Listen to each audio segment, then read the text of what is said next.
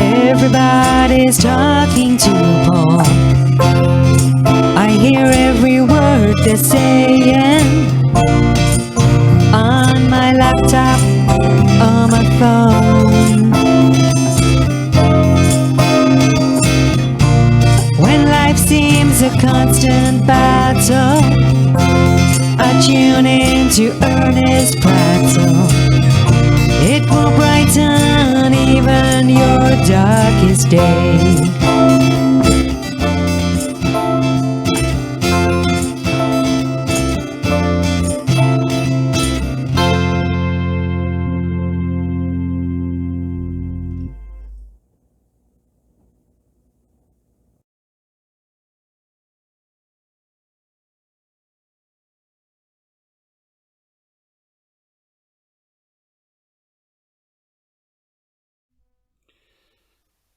Howdy y'all, it's Paul Earnest Prattle Wardle coming at you with edition 23. Now I've had a wee break, I've been away for a little while, but apologies for that little break, but I'm now back and raring to go with a special international edition of Earnest Prattle, as today's guest is coming all the way from Birmingham, Alabama in the USA. So before we get onto the video, a little bit of housekeeping. Would you please consider subscribing, pressing the like button, maybe leaving a comment or sharing the video, any of those things. I'll be much obliged. Thank you in advance. So on to today's guest. We've got a fantastic guy from, like I say, Birmingham, Alabama in the USA. His name's Chris Pfefferkorn, and he's the president and CEO at the Birmingham, Alabama Zoo. So, to talk all things elephants, cheetahs, snakes and conservation, that's Roll VT.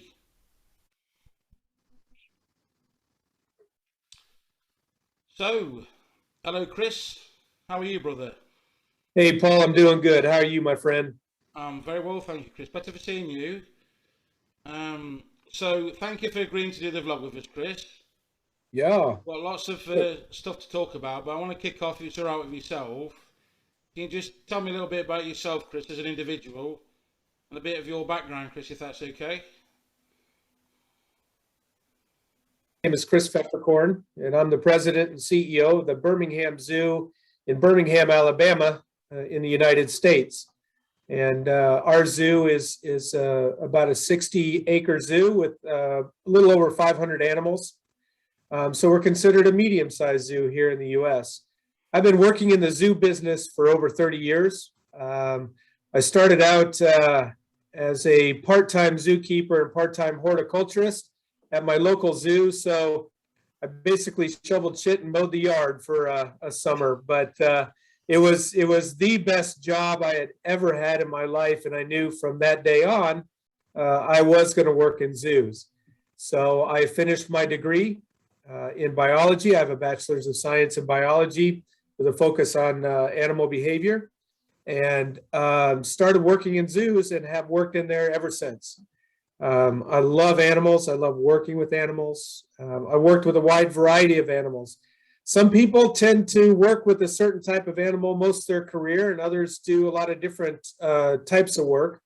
And so I tried to get experience with a lot of different things because I just love the natural world. And so Birmingham is the 5th zoo I've worked at.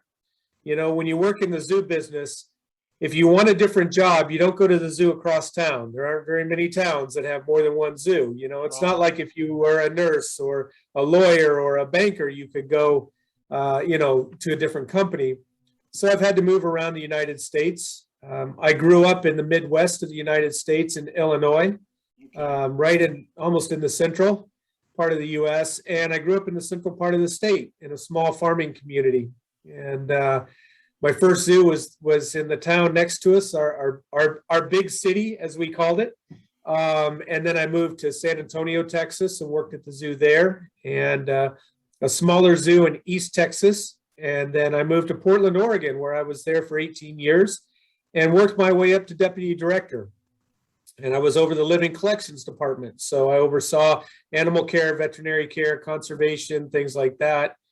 And then about 6 years ago, I came down here to Birmingham, Alabama, and competed and was able to get the president and CEO job. So now I'm running a zoo now, which I never thought I would do in my whole career. But that's what I'm doing now. I'm going to say, Chris, what a varied life you've had to this point. So, Yeah. How many animals did you say you got at the zoo? We have just over 500. We have about 550 animals at our zoo. So, what would you say is the, I don't know, the most exotic or rarest thing you got there? So we have African elephants, and we are the only zoo in the United States to have an all-male bachelor herd of African elephants. A lot of people used to think that male elephants had to be kept by themselves unless you put them in with females for breeding. And we took a chance here at the zoo to say, no, wait, we think we can get males to live together, because they do. In Africa, they do live together. You can see groups of males moving about. So we worked pretty hard on that and have proven that model. So that's something unique to us that no other zoo in the U.S. has. We have a wide variety of animals from Africa, Asia, North America, South America, Central America. So our animals are pretty much from around the world. And do you have any snakes? We do. We have a whole reptile house, and we have snakes from around the world. We showcase a lot of our Alabama snakes because we have a number of snake species in the state of Alabama, both venomous and non-venomous. And so we use that to help teach our visitors how to live with snakes that they're going to find in their backyard, and kind of help them understand that all snakes aren't bad. Actually, no snake is bad, right? They really perform a great service. They take care of the rats and mice and things like that would bother us. And so we try to use that to help teach folks how to live with wildlife that's right around them. Well, that's interesting, Chris, but when I do eventually come to visit you, I'll be tucking my jeans in my socks, mate, just in case. Yeah, but you probably should do that more for ticks than for snakes. You'll see the snake. So, I mean, I'm going to go on to conservation eventually and speak to you about that, Chris, but I think it's quite topical at the minute, because last week we had the end of the old COP26, and my opinion of what was achieved in relation to, you know, the environment and conservation was like a lukewarm reception and a few half-assed promises, not an awful lot of progress. So what's it like over in the States with regards to the environment? Do they take that type of thing seriously? And do you think the COP26 was a success, or was it just lip service as normal? Well, I think it's very hard to determine if COP26 is going to have any kind of success, because success is going to be defined on what gets done. You know, it is easy to make pledges and it's easy to talk about things that folks are going to do.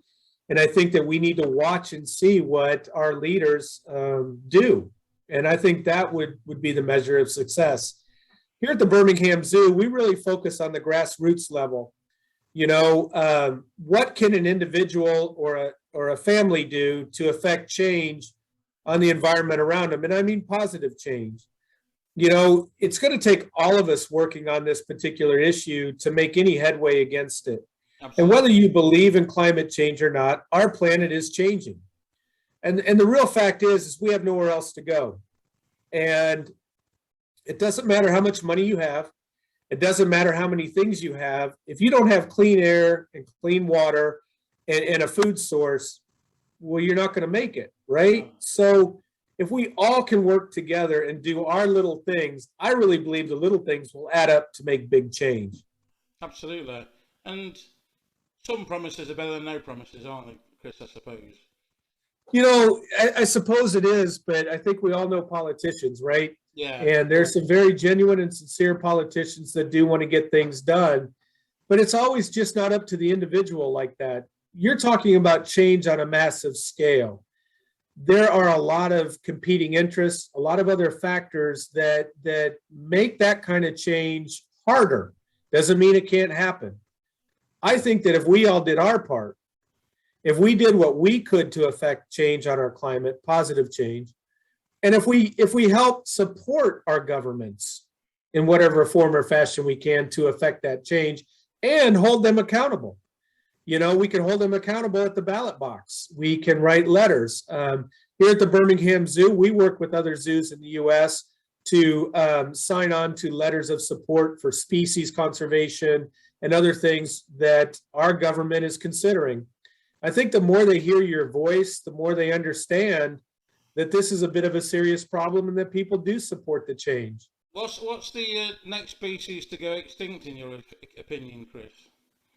That's a great question. That's really hard to tell, Paul, because right now it's estimated, a UN report that came out a couple years ago estimates 1 million species to go extinct within the next decade. Really? I mean, when you think about 1 million species, that's not 1 million animals, that's species. That could be billions of animals and plants could be gone within the next 10 years if we don't start doing something different. And some people may say, well, so what? So what if an ant is gone, a certain ant, or a bug, or a plant? Well, the real issue is it's all connected. Yeah. Everything is connected in our planet. Something provides food for something else. Something provides shelter. You name it. If you look at trees, how they can scrub carbon from our atmosphere. The more we lose trees, the less carbon we're going to take out of the atmosphere. It's all connected.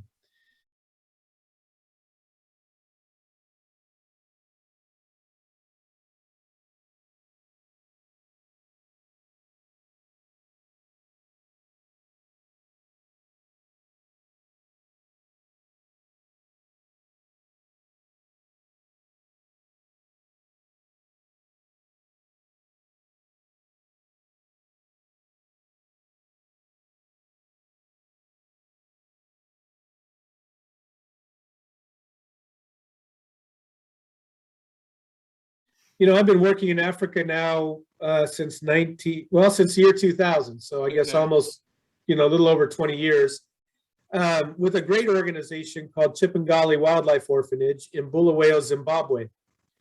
And that orphanage, its mission is to rescue and rehabilitate animals and release them back into the wild. Not every animal that we find injured or abandoned can be rehabilitated and released, but it is a really good effort on their part to do that. At the same time, they recognize the importance of conservation and conservation education to help affect change and help, save animals. So I started working over there with them. At the time, they had a large population of cheetah. And so what are you going to do with these cheetah that you've taken off of private owned lands? And they said, we'd like to release them in national parks. So I said, look, if you get the permits, I'll get the equipment and we'll do it. And we've hatched our scheme from there. And I was able, through grants to the Oregon Zoo and some of the other zoos at the time, to purchase radio collars and all the equipment that we could put radio collars on these cheetah. We released them in 2 different national parks. We released a total of 18 of 21, and we monitored those cheetah for several years to find out. The idea was, what is it? How many cheetah could these parks hold? And would the cheetahs thrive being relocated from their territory to a national park or a different territory? Okay. And what we found was they did thrive. We saw evidence of mating. We saw evidence of cubs being born.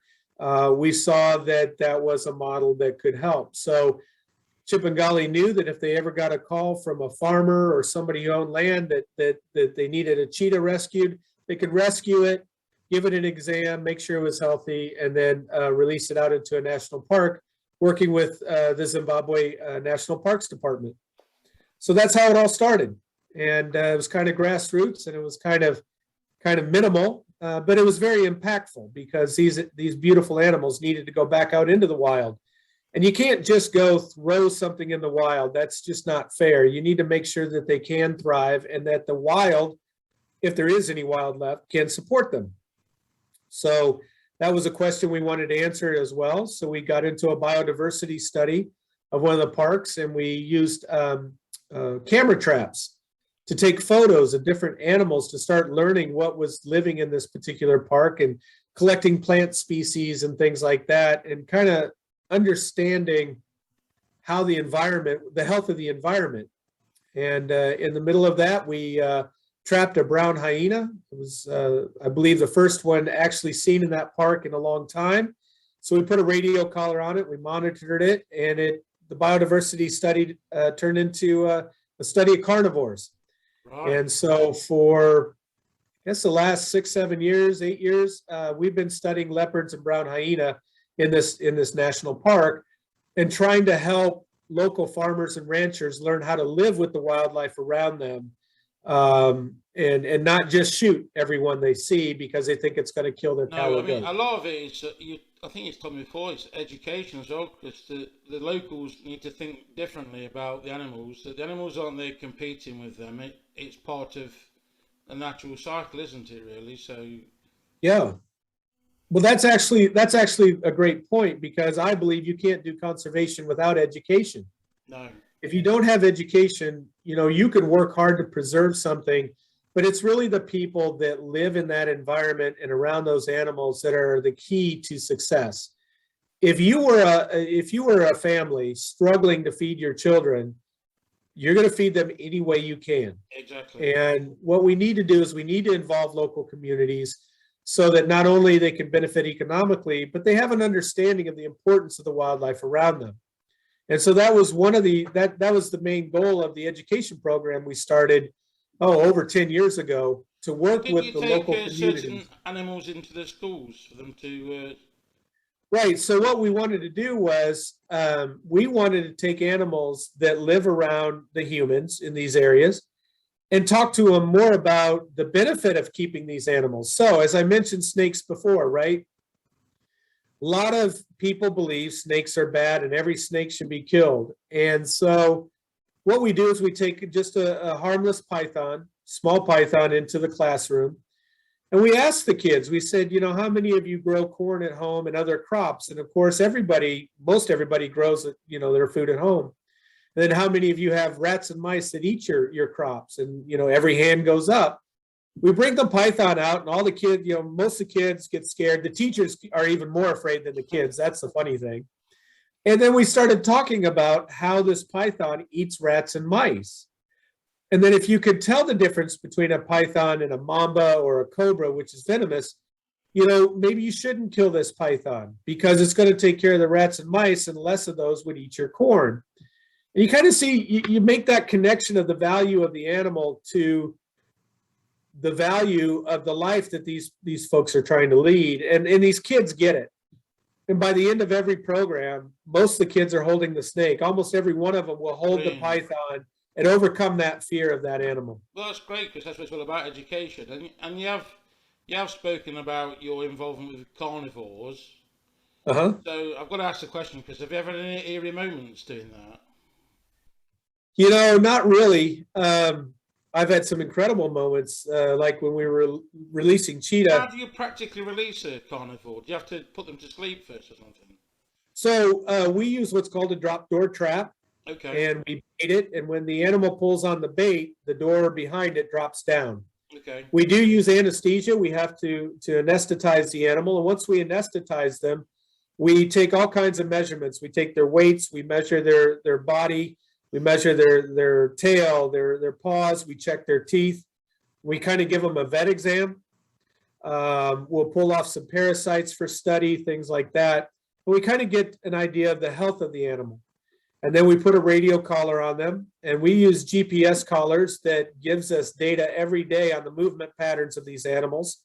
And they also have a very unique feature in the collar that when the batteries die in the collar, we can send a signal from the satellite, and a little charge causes the collar to break and just fall off. So the animal doesn't have to live with the collar the rest of its life. Oh, okay. And then the collar will send out a signal, and we can go find it, pick it back up, refurbish it, use it again on another animal.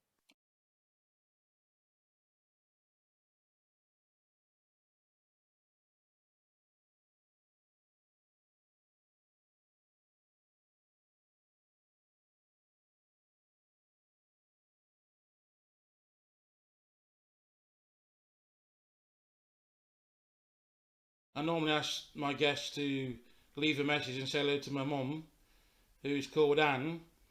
So would you be kind enough to just leave a quick message for mum, please, Chris? You bet. Anne, thank you. Thank you for a wonderful son in Paul. He's become a good friend. And thank you for raising the man that he is. And I hope you are well and that you stay well. So cheers to you, Anne. Thank you very much, Chris. It's been a fantastic talk with you, and I really appreciate your time, Chris. I know you're a very busy man, so thanks for taking the time out to do it. Well, thank you, Paul. You know what? We'll talk again. Pleasure. Thanks a lot, brother. All right. Cheers. Cheers. Bye-bye. Bye-bye.